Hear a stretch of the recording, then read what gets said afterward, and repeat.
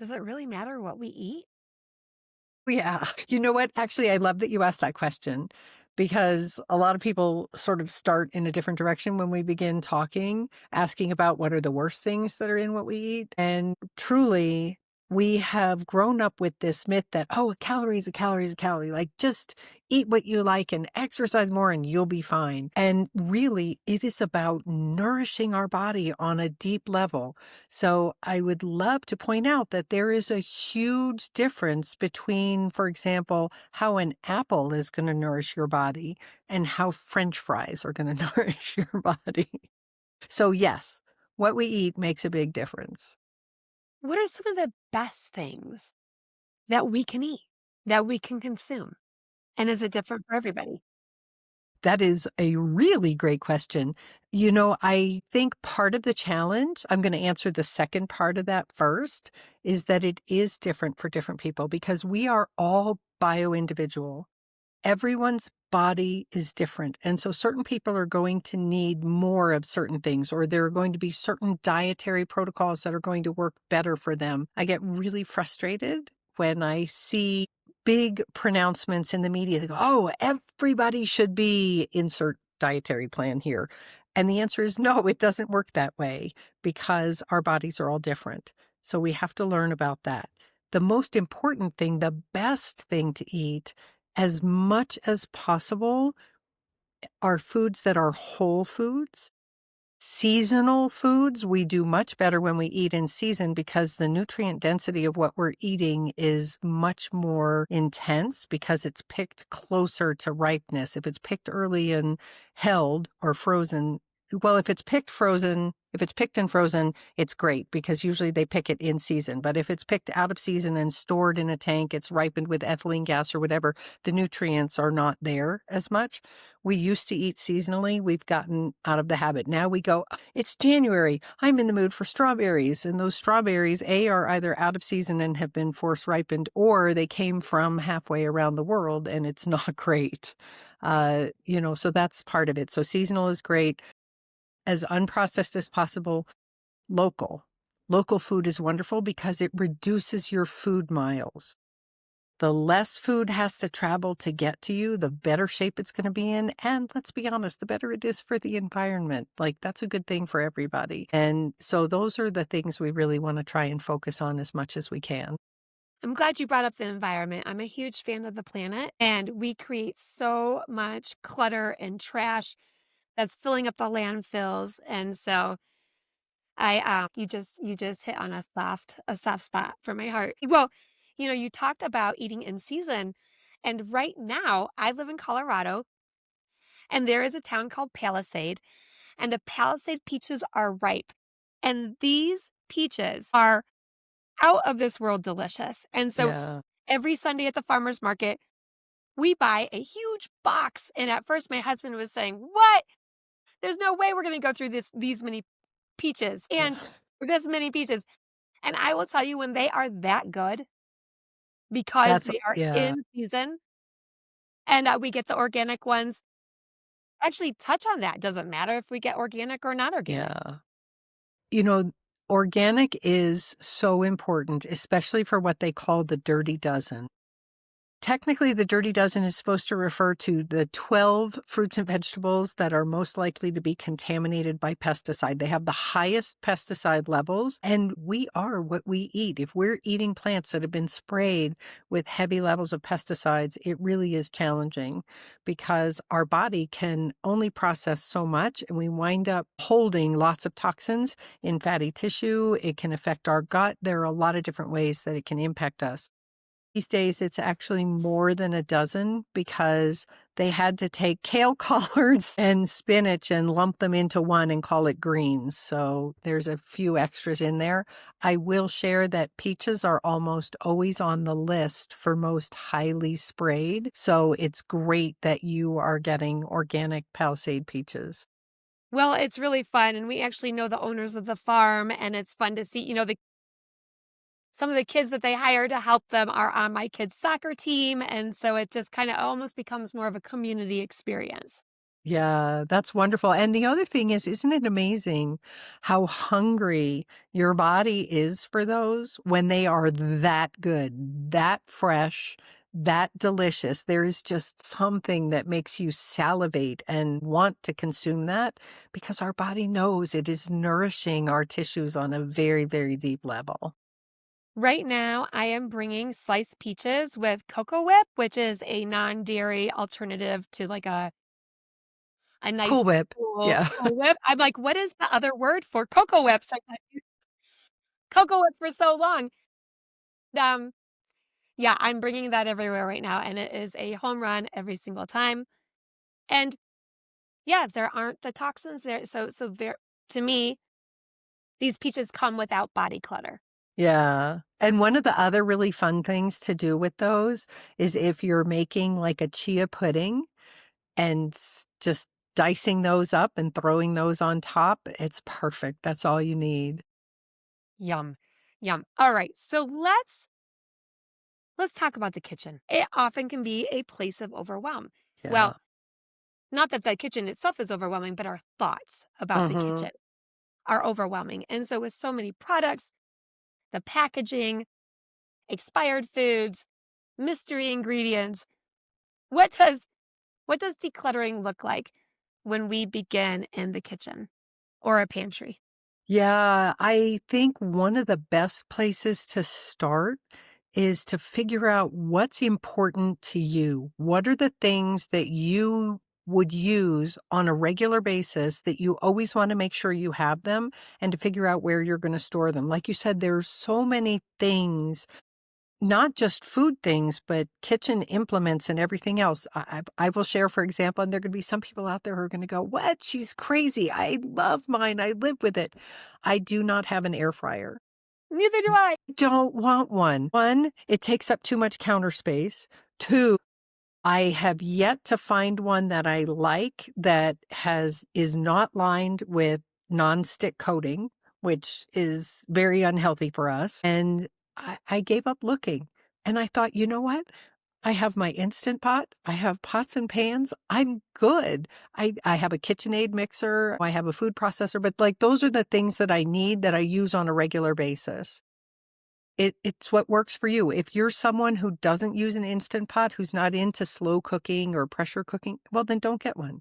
Just because it's hot and popular doesn't mean you need one, and then the other thing is when it comes to the food ingredients, to really make decisions about what we're accumulating. I do encourage people to take the time to go through their spice drawer at least once a year and see what's in there. Spices are wonderful. First of all, they're micronutrient powerhouses. They can provide a lot of nutrition for not a lot of volume.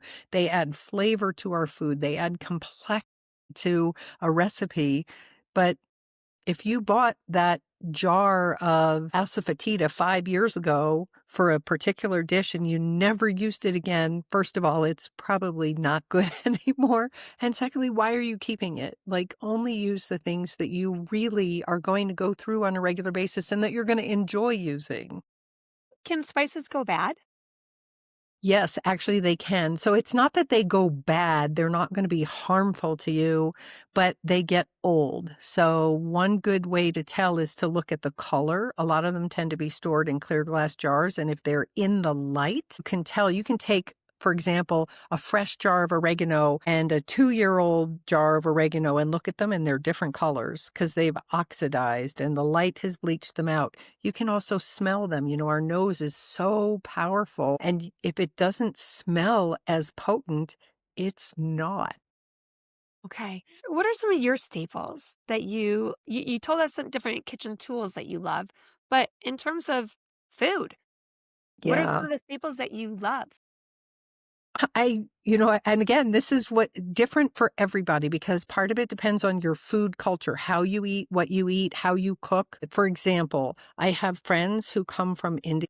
When I buy turmeric, I buy about this much at a time. When they buy turmeric, they buy this much at a time because they use so much more.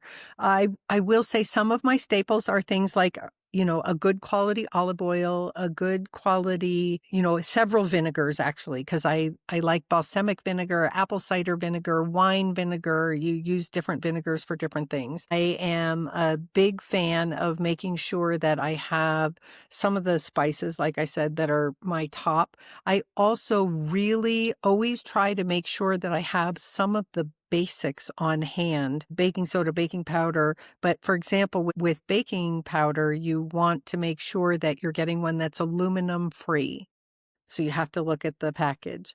I do buy organic cornstarch, and you want organic because it's not genetically modified. It hasn't been sprayed with glyphosate, so that makes it better. I have about 5 different kinds of salt because different salts for different things. And then I also happen to really enjoy making sure that we have some of the different, specialty oils. For example, a little bit of sesame oil, a little bit of walnut oil. Walnut oil is wonderful in baked goods. It gives it like a rich mouthfeel to something. But you don't want to buy the big one unless you're going to use it all the time. Buy the little one. I also actually, now that I'm thinking about it, there are certain vinegars that I buy that are flavored, like a blackberry vinegar and apricot vinegar. These are balsamics that you can use to make a shrub. So instead of a soda, you can add a little bit of vinegar to maybe some sparkling water and make your own very healthy, very delicious shrub. What is that? I've never heard of the term shrub before. So a shrub is just an old-fashioned term for adding vinegar to a beverage. And yeah, so I like to use sparkling water. And so you can either get a good quality, clean sparkling water, like a mineral water in a bottle or something, or if you happen to have one of those containers where you can make your own sparkling water, and then you add, to taste, a little bit of flavored vinegar, and it makes a very lovely, refreshing beverage. It sounds delightful and It it sounds is. fun. Yeah. The reason why I wanted to start off with some of your favorite staples is because so often when we think of the kitchen, there can be a lot of baggage that comes along. And we think, maybe we come from a place of scarcity or deprivation or, oh my gosh, I can't eat this, I can't have that. And so by starting with some of your favorites, I hope I can hear it. And I hope all of our viewers and listeners can hear the abundance that you are expressing, right? In these fun things. You're not missing anything, are you? No. You know what? It's about playing in the kitchen. It's about falling in love with food again.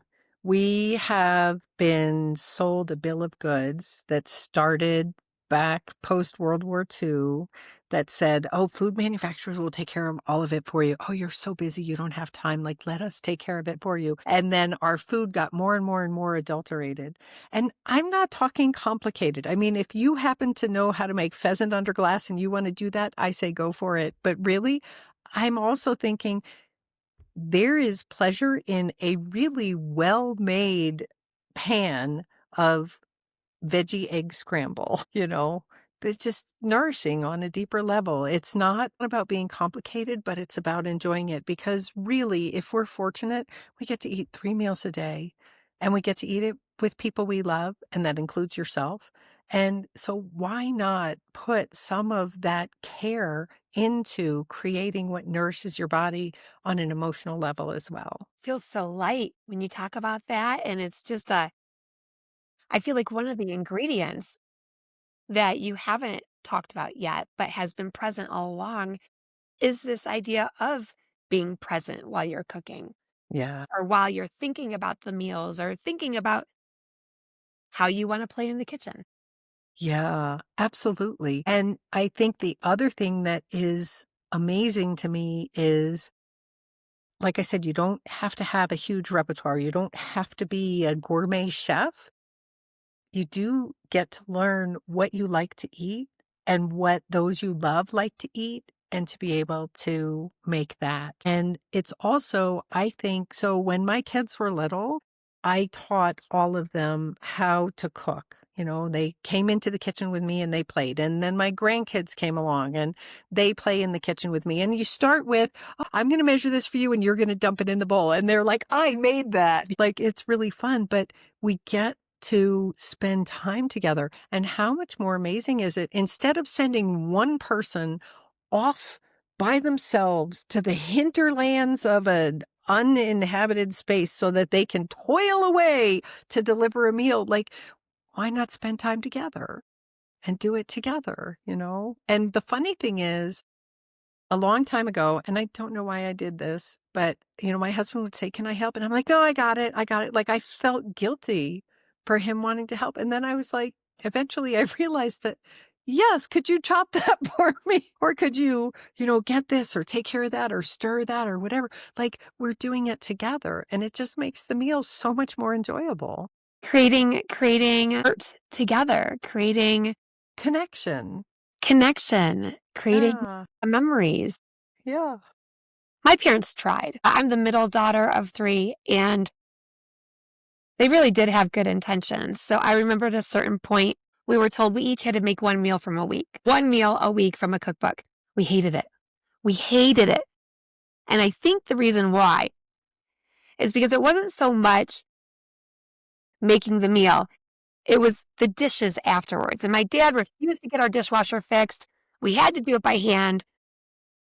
He would come in and inspect the dishes, and they were never done right the first time. That experience and my interpretation of it, my perception of it, sent me down a path of, well, I don't want to cook. I don't want to cook. The kitchen is just a room to store food that's already been made in the refrigerator. It wasn't until my autoimmune diagnoses in my 30s, and I'm in my 50s now, not until those diagnoses was it that I gave myself permission to get curious about the kitchen. Yeah. And what a gift, Mira, I want to say, because I learned to cook. I realized it actually can be kind of fun. This was something that I regretted or not regretted, that I really was just totally turned off by before. Mhm. And now it has become part of my life, and it feels Yeah. light, and it's great. So know that it really is how we choose to think about the kitchen that determines our experience there. And so, what I want to know, Mira, I want to know about the hidden clutter culprits that you see in the kitchens that you go into that are working against our health or our health goals. Well, I will share one of the biggest things that I see, and I still learn how to do this. Like, every now and then I look at my space and decide if it needs to be rearranged. We're so used to thinking that this cabinet must be for this because it makes most sense to put it there, but does it really? So I have a friend who is a professional organizer, and she taught me about primary, secondary, and tertiary space. So primary is what you use the most.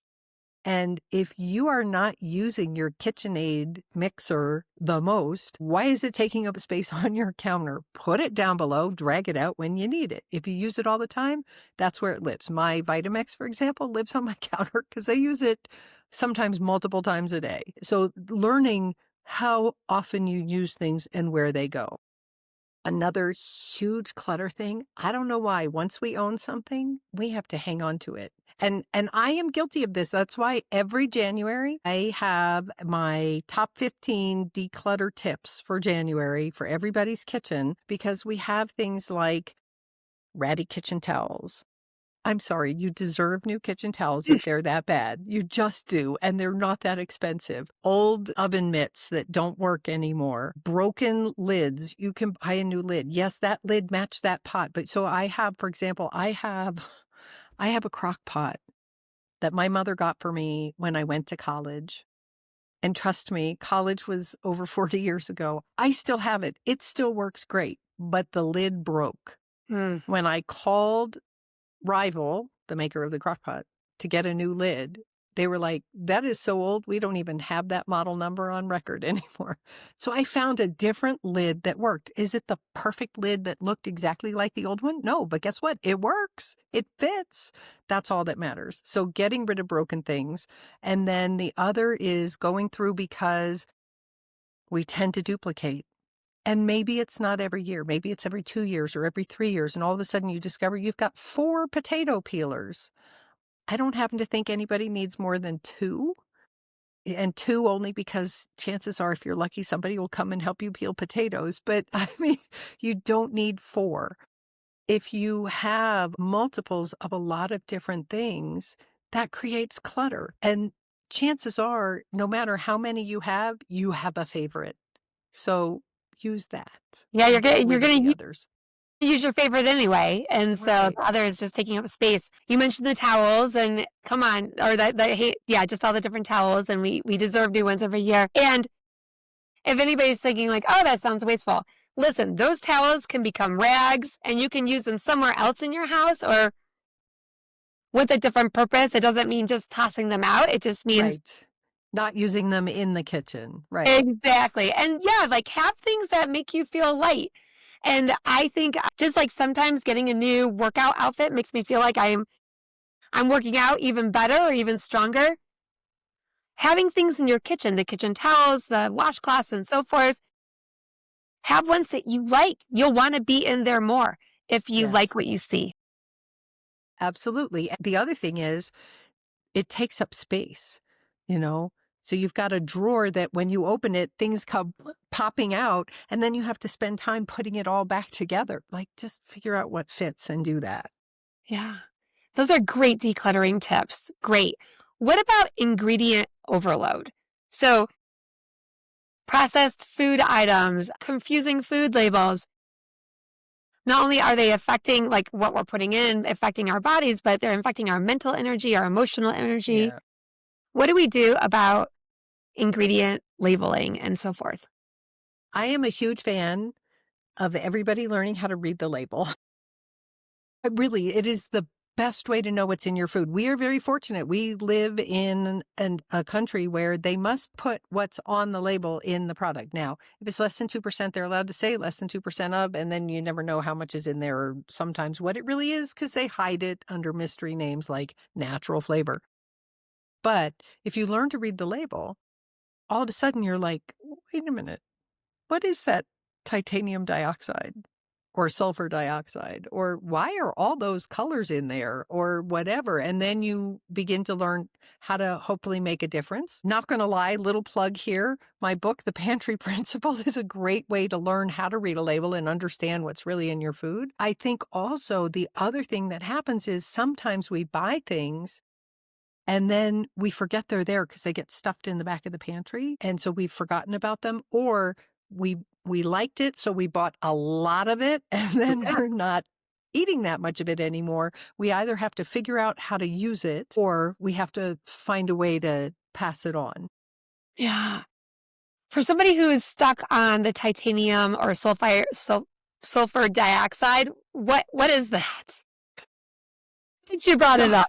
yeah, so titanium dioxide is essentially a whitening agent, and they put it in a lot of foods that are white. Sorry, yeah, they put it in a lot of foods that are white because it just makes them look whiter. They also put blue dye in white foods because blue makes white look whiter, like weird, but it's not good for us. And, part of the challenge is that so many of these things, because they're so low down on the label, most people look at the first few things to see maybe what the first few ingredients are. They don't read all the way down, especially once you get past 5 ingredients. Who takes the time to read it? I mean, I do, but I would like to encourage people to do that.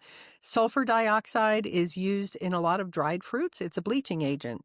When I'm teaching classes, one of the things I love is when I get the high school kids and they're like, I love golden raisins because they come from green grapes. And I'm like, I'm really sorry, honey. No, they don't. They, they do not come from green grapes because even green grapes will turn brown when they're dried. These grapes have sulfur dioxide, which for some people can cause an allergic reaction. It depends on how many you eat, depends on how sensitive you are, but it's a processing agent that is not good for us long term. So we really want to make sure that we're getting organic raisins so that they don't have all of the pesticides, because grapes also tend to be on the list. They also don't have, the bleaching agents and those kinds of things put into them. Okay. Yeah, those items. I mean, what would you say the biggest clutter culprits when it comes to When it comes to ingredients, what would you say some of those biggest ones are for us to watch out for? Yeah, great question. Sugar's number one. And part of the challenge is manufacturers have started to learn that people are being more mindful about how much sugar they're consuming. So one of the ways they hide it in your food is to put multiple kinds of sugar in there so that sugar isn't the number one ingredient. Because if it's the number one ingredient, chances are you're going to put it back. But if it's number 3 and number 7 and number 9 and maybe number 10, not going to pay attention. So we have to learn about the different names for sugar, whether if it's a syrup, chances are it's a sugar. Anything that ends in an ose, OSE, is a sugar, fructose, sucrose, those kinds of things. And then also we have things like dextrose, which is corn sugar. So we just have to learn to look at that. So sugar is one of the really big body clutter ingredients that are in there. Another body clutter ingredient that I am vigorously opposed to is carrageenan, comes from a seaweed.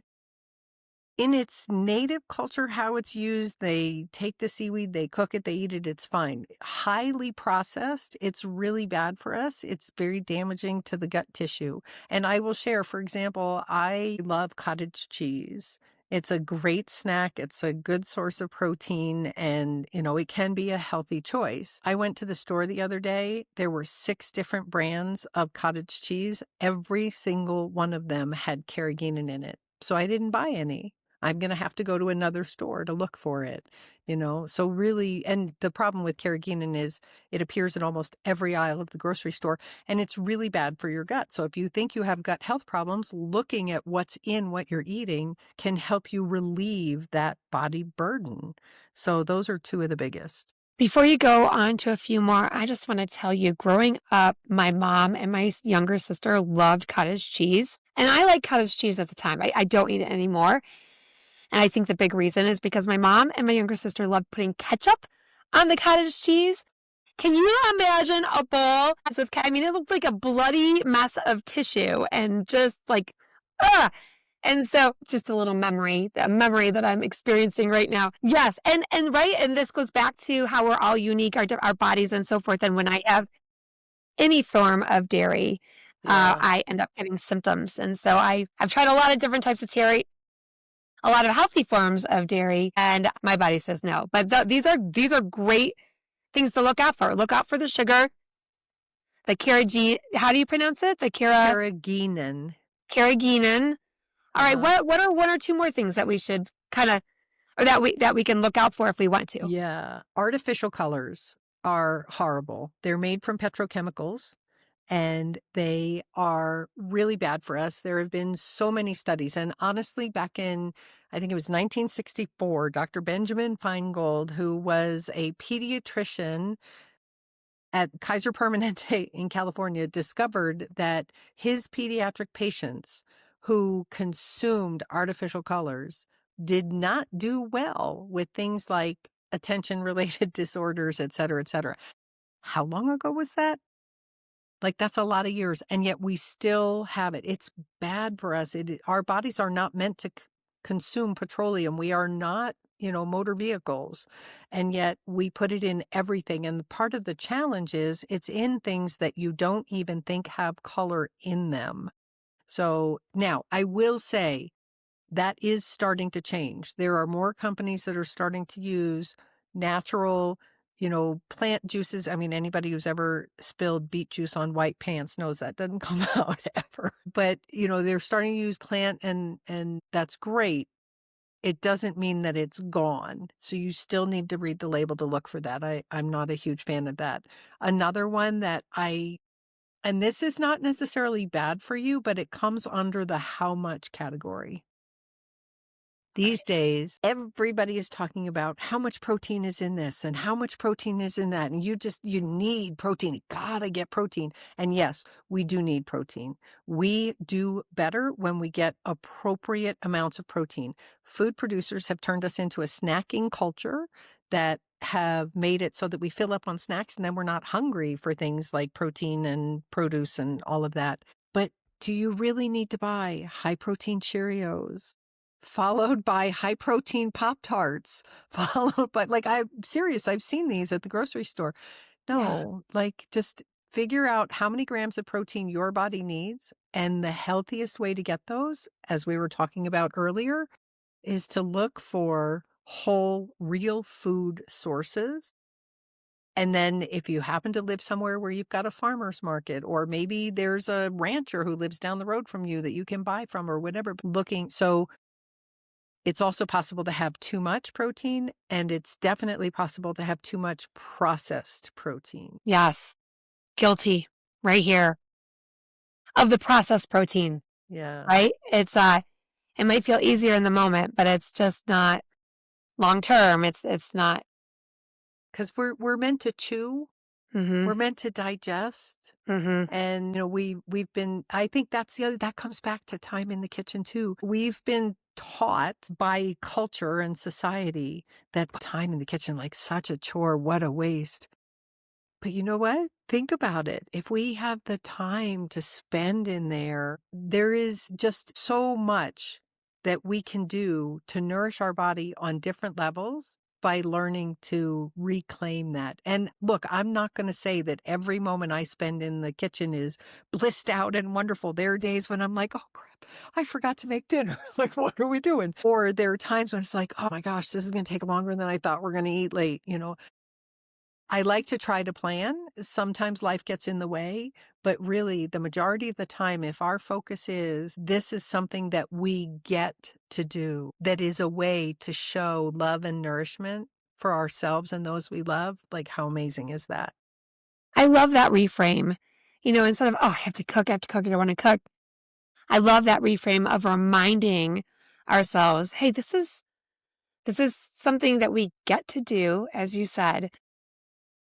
It's a privilege. It's a privilege to be able to go in the kitchen and to be able to make something and to actually be, so present with the experience that it actually like, here's what I'll say. Every evening, I ask my kids, "What were the 3 best things that happened today, or 3 things that made you feel light?" They cook as well. They're making a meal a week. Oh my gosh, something that my parents did with me, but we are doing it in a totally different way, and we have a dishwasher that works. My kids will always say, if they had made a meal that day, that is always one of the best things. But they're proud of it. My younger son knows how to make sushi. Oh, it's so fun. He delights in it. And so they like that intentional time in the kitchen. And I'm Yeah. not just like, see you later, good luck. I'm in there with them. We're chit-chatting, we're having fun. It's it's really a special experience. Yeah. Yeah. Absolutely. It really is. And, I think the other thing that is amazing is when we learn how to do this, and learn how to feed ourselves, we are less likely to it doesn't mean that it's never going to happen, but we are less likely to reach for things that are not going to nourish our body. And so we are less likely to create body clutter because we're eating crappy food. Right, right. Okay, so there's a whole different area, although it's connected, that you are an expert in and you spend a lot of time being curious about. And I want to talk about that. And Okay. so it's preparedness. Mm, yeah. And so, how do you define that? Because some people don't even associate that with wellness. What is it, and why do you believe it's part of a healthy lifestyle? I think the first thing that I'd like to say before we start diving into that is that once again, everybody's situation is different. There are lots of different settings that can create an emergency of some kind. It could be some kind of a natural disaster. It could be loss of a job. It could be a supply chain disruption. It could be, something that happens that prevents you from getting to wherever you need to be to restock your pantry, your home, whatever. And so thinking about those things and how to make sure that you are able to take care of yourself and your family is really sort of the capsule that goes around preparedness. Now, there are people out there who are at a much more intense level than I am. Like you see sometimes on the internet, people are like, I have 5 years, 20 years, whatever worth of stuff. And that's great. If you have that and you have the energy for that, that's wonderful. My personal philosophy is I feel like everybody should have 2 to 4 weeks worth of supplies on hand at all times and have the ability to know how to provide, heat and light and warmth and safety and water for their family in addition to food. It's looking at what works for your family. Because I could give you the list of what we have in my house, but your family's different. First of all, I don't have kids living at home anymore. And you have kids living at home, you have a different lifestyle, a different setting, maybe you live in a different area. There's a lot of different reasons why we do that. And then we back it up to, what if you have to have a special diet? You have to have gluten-free, or you have to have no FODMAPs, or you have to have whatever it is, and you can't get to the grocery store. What are you gonna do? Mhm. It makes me so sad when I see people who are going through an emergency situation, a flood, or they're cut off because trees fell down over a road and nobody can get out, or the grocery store. So I live in Texas and we have hurricanes on a regular basis. And one of the last big hurricanes that we had knocked out the grocery store for 5 days. They could not restock. And even when they did restock, they weren't fully loaded up. And so if you don't have what you need, how are you going to take care of yourself? And so it's not about spending tens of thousands of dollars and having, like I said, an underground bunker with 20 years worth of food. And if you want to do that, like, that's great, go for it. But for most of us, it's about just having what you need on hand so that you know that you and your family are taken care of. I think that's a really your 2 to 4 weeks, kinda that container, that time frame sounds really healthy to me as well, because sometimes what ends up happening is we will be decluttering out our loved ones' spaces, and we will see years and years of supplies, food supplies, and so I think there can be a fine line too of hoarding and really being prepared and being intentional and not letting it become something else. And so can you talk about that difference between being prepared, really being intentional, and then hoarding? Yeah. Well, I think preparedness is a form of resilience. Being able to be self-sufficient in an emergency, be able to take care of yourself. There is also a sense of calmness Mm, that comes from having a plan. Because I promise you, so when emergencies happen where I live, I sort of look around and I'm like, okay, do I need any produce? And yeah. if the answer is no, I don't go to the grocery store because I do not want to be in that crowd of people rushing to the grocery store, panic buying all kinds of things that they may or may not need because they feel like they have to have it. Yeah. And then I also really feel that people overbuy because they think that's gonna be the answer. When I teach the preparedness classes, one of the first things I point out to people is, don't buy stuff that your family's not gonna eat. If your family does not like oatmeal, please do not buy a 25-pound bag of oatmeal. They will hate you. Yeah. It's not good. Mira, my husband at one point thought I liked sardines, like really liked sardines. I'll eat a sardine here and there, but I'm not a big fan. He came home with a Costco package of sardines, and I looked at it and I said, there's no way I am going through that. Nobody else in the family likes sardines except for my dog Lulu. And so I had just a tiny bit, and then Lulu got lucky with all the sardines. But yep, if your family is not eating the item, it will be clutter. It will be clutter. And then also think about, do you know what to do with it? During COVID, I do not know why, everybody decided that they were gonna buy flour and yeast because they were gonna make their own bread. And the sections were empty. And those of us who know how to make bread were like, do you know what you're doing? Like, bread making is very easy. Believe me, it really is. But you still have to know what you're doing. Or people were buying bags and bags and bags of dried beans. I'm like, you do know you have to soak those, right? Like, you can't just cook them. And so know how to do what you're buying, what you're using is really important. And then I think the third thing that comes into play is making sure that you are mindful and intentional about what you've got. So, for example, let's say you decide you're going to start spending an extra $10 a week to build a preparedness pantry. And this week you went out and you bought a case of canned tomatoes at Costco, the organic diced tomatoes. Please don't put those in the front of your pantry. Put them behind the other cans, because otherwise the cans that are in the back are going to stay there and they're going to keep getting pushed further and further back. And 5 years from now, you're going to clean out your pantry. You're going to be like, whoa, those expired a long time ago. Now, because they're canned, chances are pretty high that they're probably still okay to eat. But that's where we have to look at, is the can, bulging? Is it discolored? If you open it, does it still smell good? If you take a little bit of the juice, does it still taste good? But, if it's expired, it's not as nutritionally valuable. Okay. So it's whatever is in the back needs to come forward and the new stuff goes in the back. That's a way to decrease your kitchen clutter because you are managing how you stock your pantry. You should actually have two kinds of pantries. One is your everyday pantry that you use all the time. The other is your overflow or preparedness pantry. That's the one you go to the grocery store for. Okay. You mentioned expired foods, uh, and you mentioned expired spices earlier. My parents come from a generation where, oh, it's expired. Oh, it's still fine. Oh, it's still fine. And there is a difference, though, when we're eating something that's expired. Like, can you talk about that difference?